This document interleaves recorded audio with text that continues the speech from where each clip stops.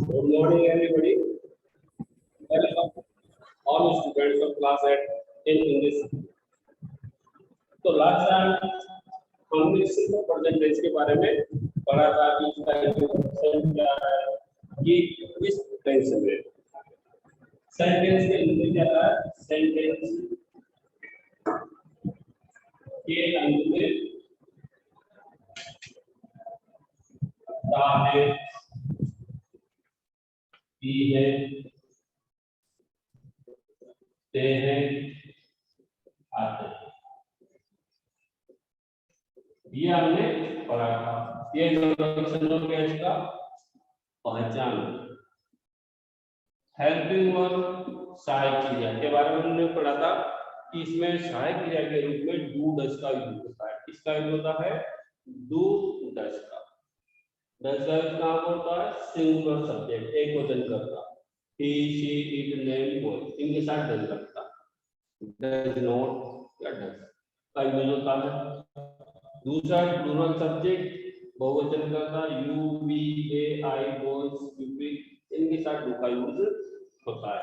ये हमने लास्ट जो टाइम था उस समय पढ़ लिया था, है ना। अब मेन वर्ब की कौन सी फॉर्म का यूज इसमें किया जाता है ये हमें समझना है। तो ये मेन वर्ब मुख्य क्रिया क्या होता है? मेन वर्ब मुख्य क्रिया। तो मुख्य क्रिया की फर्स्ट फॉर्म के साथ एस या ईएस का यूज होता है। इसका यूज होता है मेन वर्ब की फर्स्ट फॉर्म के साथ एस या ईएस, मतलब एवरी फर्स्ट प्लस एस या ईएस, इसका यूज होता है। इसमें मेन वर्ब की फर्स्ट फॉर्म के साथ एस या ईएस का यूज होता है सिंपल प्रेजेंट टेंस में। अब ये ठीक ढंग से हमने समझा इसका इंट्रोडक्शन, इसकी हेल्पिंग वर्ब, इसकी मेन वर्ब। हेल्पिंग वर्ब में डू डज, वो हेल्पिंग वर्ब है, डू का यूज कहां पर होता है, डज का यूज कहां पर होता है। डज का use singular subject he she it boy, इसके साथ डज का यूज, डू का यूज प्लूरल सब्जेक्ट, बहुवचन करता, you we they I boys UP, इसके साथ डू का यूज होता है। और मेन वर्ब की फर्स्ट फॉर्म के साथ एस या ईएस का यूज होता है। परंतु यहाँ पर भी ये समस्या कि हम एस का यूज कहां पर करें और ईएस का यूज कहां पर करें, तो इसको ठीक ढंग से समझेंगे हम कि एस का यूज कहां पर किया जाए और ईएस का यूज कहां पर किया जाए। इसको ठीक ढंग से समझने का प्रयास करेंगे। अगर हम इनको ठीक ढंग से समझ लें तो सही यूज करेंगे। देखिए ईएस का यूज कहां पर करें, तो ईएस जहां सेंटेंस में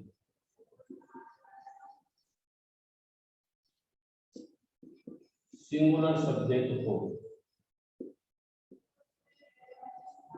subject he she it name हो। पहली बात तो ये, दूसरी बात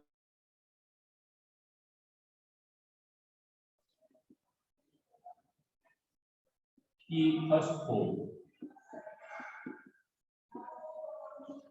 के अंत में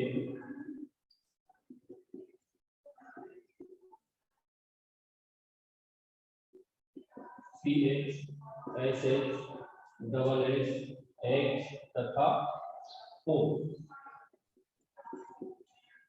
होने पर ES का यूज करेंगे। मेन वर्ब के अंत में ये होना चाहिए CH, SH, double S, X और O तथा सिंगुलर सब्जेक्ट होना चाहिए। तो ईएस के लिए दो शर्तें हैं कि वाक्य में या सेंटेंस में एक तो सिंगुलर सब्जेक्ट हो, ही शी इट में, दूसरा है मेन वर्ब की फर्स्ट फॉर्म के अंदर में C H S H double S X और ओ होना चाहिए, तब हम ईएस का यूज करेंगे। कैसे? जैसे ये टीच है, क्या है इसमें सी एच है ना, तो क्या लग जाएगा पीछे हो जाएगा, ऐसे वॉश, ठीक है ना। तो अंत में क्या है ऐसे क्या हो जाएगा वॉशिंग, ई एस लग जाएगा। तो इस तरह से हम ई एस का यूज इस कंडीशन में कर सकते थे। तो अब सेंटेंस का कंस्ट्रक्शन, सेंटेंस का निर्माण कैसे होता है वो समझना है। तो देखिए सेंटेंस कैसे बनते हैं। राम, ये अफर्मेटिव, कौन सा अफर्मेटिव, अर्थात सकारात्मक पद, कौन सा ये सकारात्मक वाक्य है। सकारात्मक वाक्य में क्या है, राम पुस्तक पढ़ता है, ठीक है ना। तो लास्ट में क्या है, ठीक है। अब इसमें हमें इनको पहचानना है कौन सा वर्ड क्या है, क्या करना है, कौन सा वर्ड क्या है। तो इसमें राम तो आपका सब्जेक्ट, पुस्तक आपका ऑब्जेक्ट, और कार्य क्या हो रहा है पढ़ने का, तो पढ़ता है आपकी मेल का, ठीक है। इस तरह से हमने पहचान लिया। अब इसका जो पैटर्न है, पैटर्न मतलब तरीका बनाने का, क्या बनाने का तरीका, देखिए subject plus V first plus S या ES plus object plus tools, ये इसका पैटर्न हुआ। क्या हुआ, ये इसका पैटर्न हुआ। नंबर एक पे क्या है सब्जेक्ट, नंबर दो पे क्या है मेन वर्ब, और नंबर थर्ड पे क्या है, इस तरह का ये पैटर्न होगा। तो इसका क्रम हमें याद रखना है। नंबर एक पे क्या था सब्जेक्ट, नंबर टू पे क्या था मेन वर्ब के फर्स्ट वर्ब के साथ कैसे है, और नंबर थ्री पे क्या था ऑब्जेक्ट, ठीक है। ये क्रम याद रखना है। अब सेंटेंस कंस्ट्रक्ट हो जाएगा। सब्जेक्ट क्या हमारा राम, तो राम का आर के ऊपर में काम क्या करता है, पढ़ने का काम करता है, रीड। अब सब्जेक्ट कौन सा है, सिंगुलर सब्जेक्ट या प्लूरल, तो सिंगुलर सब्जेक्ट, एक ही व्यक्ति है, मेन वर्ब में रीड की फर्स्ट फॉर्म में। अब इसके साथ हम एस लगाए या एस, तो ई एस के लिए हमने पढ़ा था कि ई एस के लिए सिंगुलर सब्जेक्ट तो हो, तो सिंगुलर सब्जेक्ट हम की मेन वर्ब की फर्स्ट फॉर्म के अंदर C H S H double S X और ओ होना चाहिए, तो यहाँ पर नहीं है। तो सिंगुलर सब्जेक्ट होने की स्थिति में हम इसका यूज करेंगे इसका, reads, Ram reads book, Ram reads book, इस तरह से हम इसका यूज कर लेंगे। तो हमारा सेंटेंस कंप्लीट हो गया, किसका यूज हुआ इसका, ठीक है ना। तो ये अफर्मेटिव सेंटेंस इस तरह से हम बना सकते हैं, इसमें हमें कोई डिफिकल्टी नहीं होगी, ठीक। अब ई एस का तो हमने सीखा है, अब एस का यूज कैसे करते हैं। एस का यूज के लिए हम क्या है कि एस का यूज है ना, तो सेंटेंस में singular subject, singular subject he she it और नेम होना चाहिए।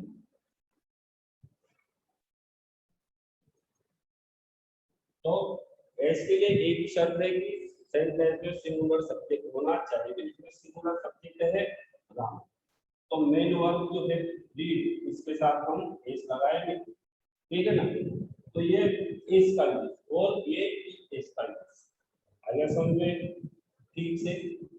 अब हम आगे नेगेटिव सेंटेंस बनाते हैं। इसका नेगेटिव सेंटेंस देखा जाता है, नेगेटिव का यूज होता है।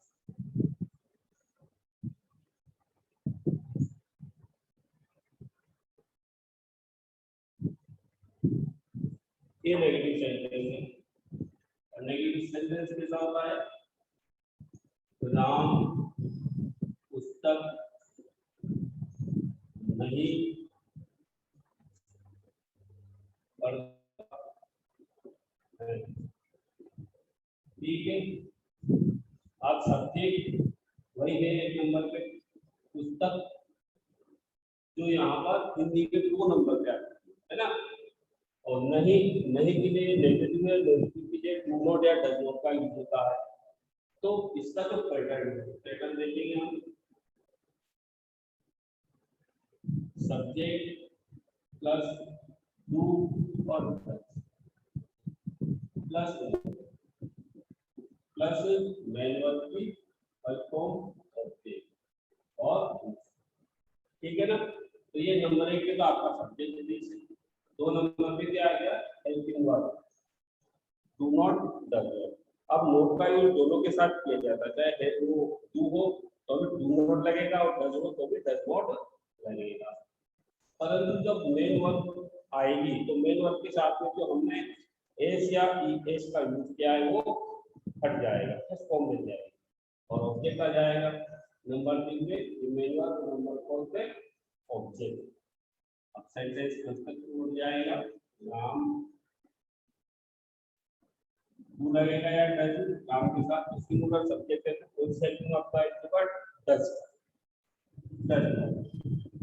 राम डज नॉट रीड, इसके साथ एस लगा तो बढ़ गया क्योंकि सेंटेंस में डज आ रहा है तो इसके साथ का एस हट जाएगा, है ना। Ram does not read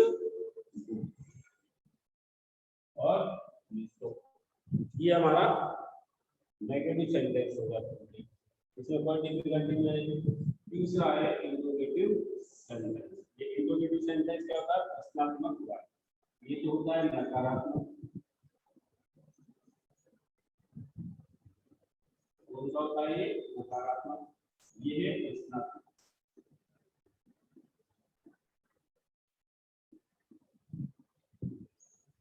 interrogative sentence क्या होता है? प्रश्नात्मक वाक्य।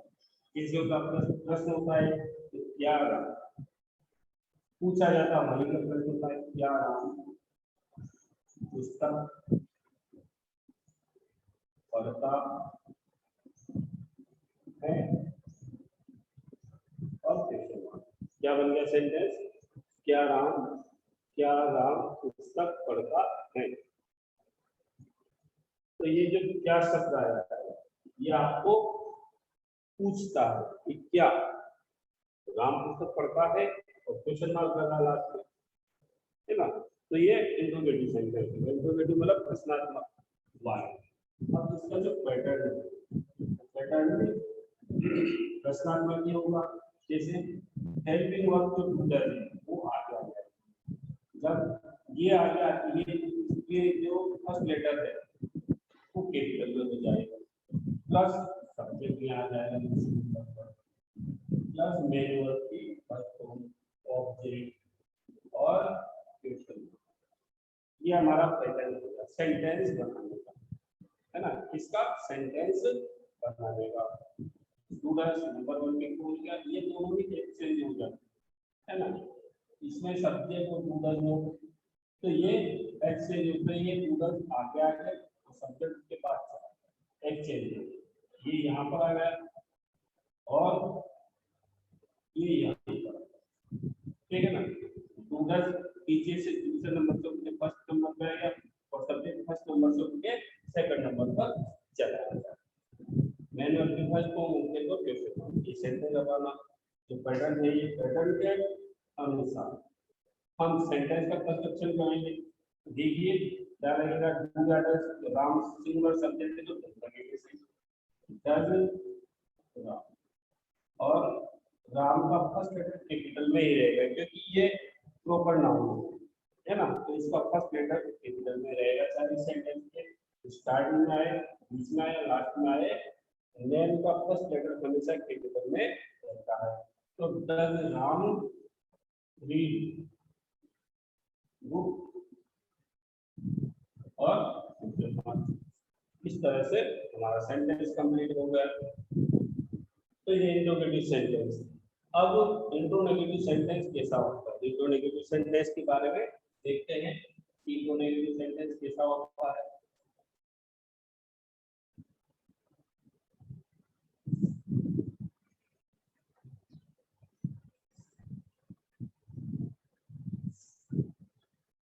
इंट्रोनेगेटिव सेंटेंस होता है प्रश्न नकारात्मक वाक्य।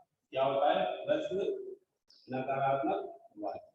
प्रश्न नकारात्मक वाक्य। ठीक है, सोचा हुआ प्रश्न नकारात्मक वाक्य कैसा होता है? क्या राम पुस्तक नहीं पढ़ता है और क्वेश्चन मार्क। ठीक है, ये प्रश्न नकारात्मक है। तो प्रश्न नकारात्मक तो आगे प्रश्न और नकारात्मक। तो प्रश्न क्या है? क्या। नकारात्मक क्या है? नहीं। इस तरह से इसको पहचान लिया हमने कि ये प्रश्न नकारात्मक वाक्य।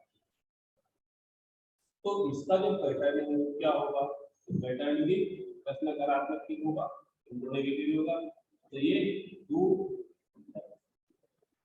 Plus subject plus not plus university object और अब इन्हीं के अनुसार हम सेंटेंस का कंस्ट्रक्शन कर देंगे, बना देंगे। तो स्टार्टिंग में क्या आ रहा है?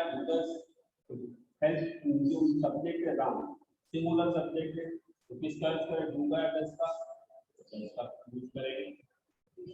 फिर सब्जेक्ट है डज राम, फिर note does Ram note does Ram note read, क्या आएगा? रीड बुक और क्वेश्चन मार्क। ये हमारा इंट्रोगेटिव सेंटेंस कंप्लीट हो गया। ये डज हेल्पिंग वर्ब से बनने वाले सेंटेंस है। डज का यूज इनके साथ किया जाए तो ये चीज सीखे हम कि डज का यूज हम सिंगुलर सब्जेक्ट एक क्वेश्चन कर्ता के साथ करेंगे। और एक क्वेश्चन कर्ता क्या होता है? ही, शी, इट, ने। ठीक है ना? अब डू का यूज कौन से सब्जेक्ट के साथ करते हैं? तो डू का यूज हम प्लूरल सब्जेक्ट्स के साथ करते हैं। और प्लूरल सब्जेक्ट्स कौन से होते हैं? देखिए, हम बगीचे में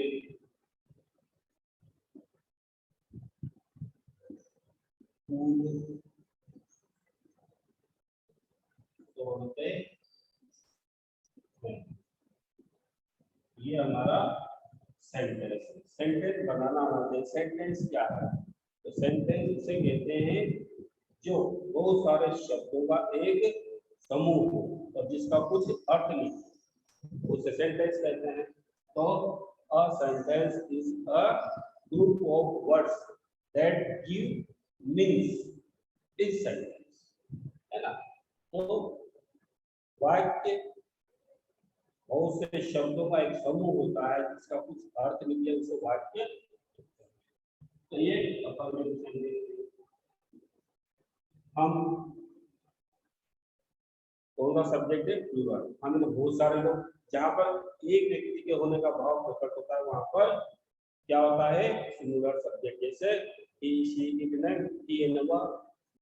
कोई भी व्यक्ति पुरुष, शी वह, कोई भी महिला, इट कोई भी वस्तु, पंखा जैसे एक पंखा है, एक एनिमल है ना? एनिमल मतलब जैसे द काउ, है ना? The buffalo. ऐसे ही बर्ड्स, द पीपू, द पैरट। तो ये एक एक का भाव होता है ना? जहाँ पर पैरट्स हो जाता है वहां पर ज्यादा होगा, जहाँ पर पीकॉक्स हो गया वहां पर ज्यादा होगा, काउस हो गया वहां पर ज्यादा होगा।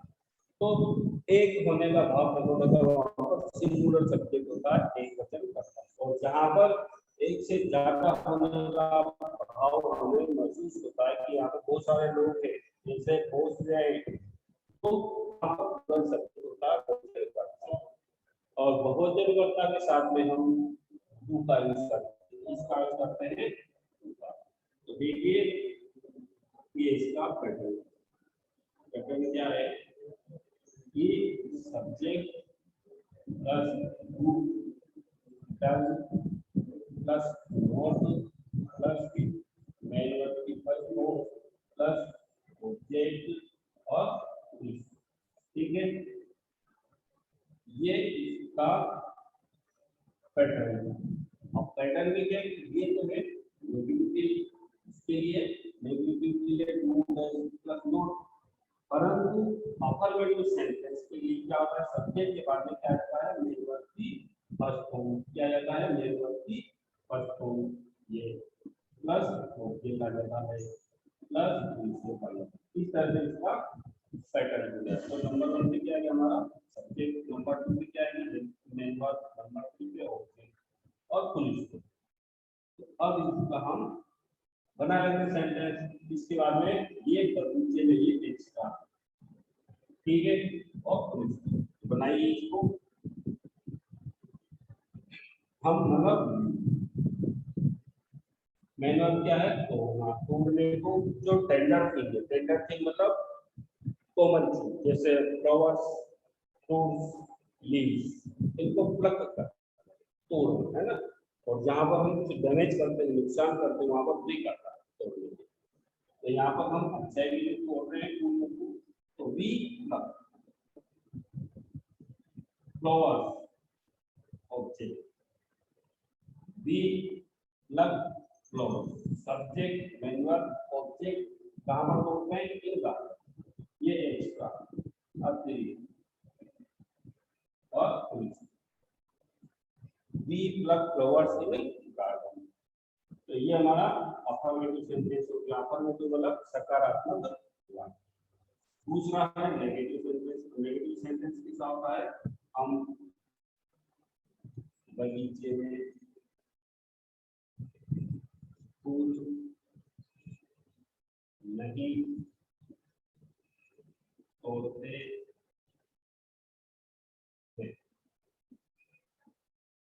ठीक है। तो इसमें नहीं शब्द आया, तो नए शब्द क्या बता रहे हैं कि ये नकारात्मक वाक्य है, नेगेटिव सेंटेंस है ना। तो पैटर्न क्या है इसका, तो पैटर्न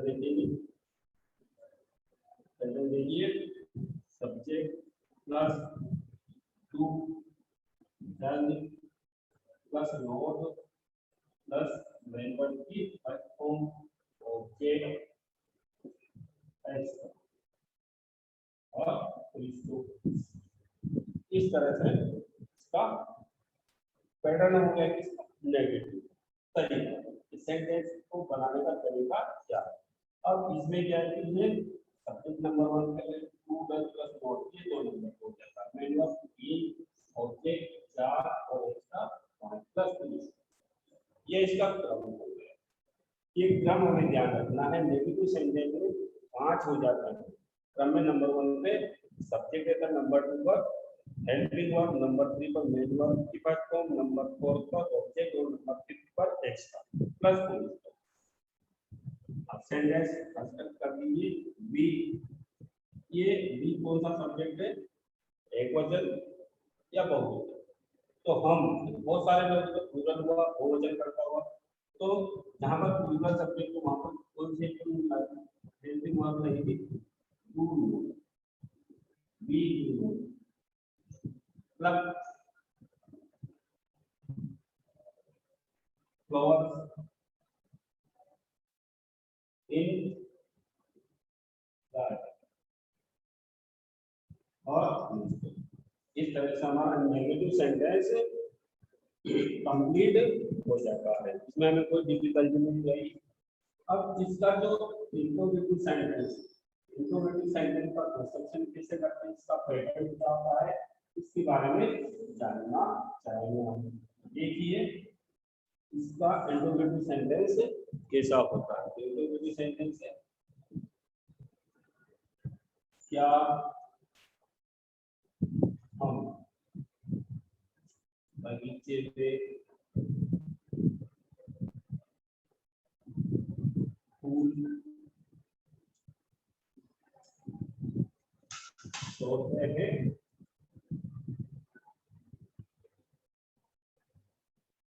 और क्वेश्चन मार्क। ये हमारा इंट्रोगेटिव सेंटेंस है, ठीक है। तो इसका पैटर्न देखिए,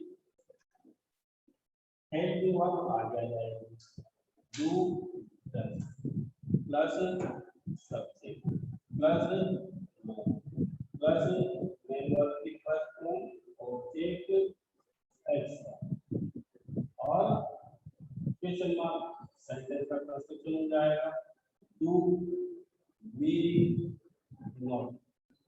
तो सब्जेक्ट के बाद में नोट आएगा, आगे मेंबर की हेल्प के बाद में do we not pluck covers in garden और क्वेश्चन मार्क। ये हमारा इंट्रोगेटिव सेंटेंस हो गया। अब इंट्रोगेटिव सेंटेंस कैसे बनता है देखिए, क्या हम बगीचे में फूल नहीं तोड़ते हैं और क्वेश्चन मार्क। इसका पैटर्न देखिए, पैटर्न होगा do does plus subject plus not plus member की first form object extra plus question mark. इस तरह से सेंटेंस बन जाता है। अब इसमें सेंटेंस का कंस्ट्रक्शन कर देंगे, क्या हम बगीचे में फूल नहीं तोड़ते हैं, तो डू वी नॉट क्या जाएगा, do we not pluck covers in garden और क्वेश्चन मार्क। इस तरह से हमारा इंट्रोगेटिव सेंटेंस कंप्लीट हो गया। इंट्रोगेटिव सेंटेंस है और इंट्रोगेटिव सेंटेंस है, इस तरह से सेंटेंस कंप्लीट हो जाता है। अब हम दो सेंटेंस होमवर्क में बनाएंगे, इनके चारों सेंटेंस बनाना है, ठीक है। महिमा कपड़े कॉपी है, ठीक है। दूसरा है तुम बाजार में